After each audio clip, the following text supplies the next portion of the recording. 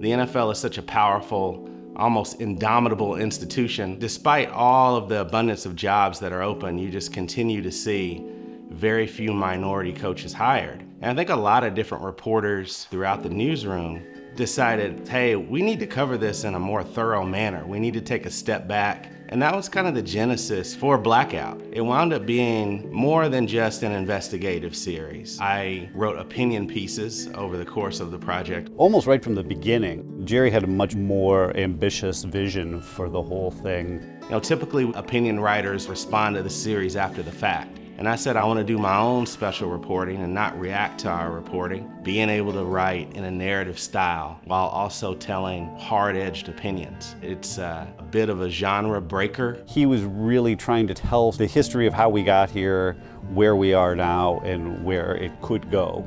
And so I went all the way back and really explained what are the roots of the NFL's systemic bias. How the NFL, before it was popular, had this organic integration. They had a player coach by the name of Fritz Pollard. He was the first black coach in the NFL, way back in 1921. There was an opportunity there with Fritz Pollard to really be pioneering among pro sports in the U.S. But by the end of his career, the NFL had decided that they needed to segregate because if they wanted to become more popular, they couldn't have black players. Jerry wanted to make the point that this has been a choice, not just an inheritance. There was sort of this unwritten, unstated thing in which we would love to have the black athlete, but we didn't want the black mind. That ultimately created this concept that black athletes could not be coaches because they weren't the thinkers.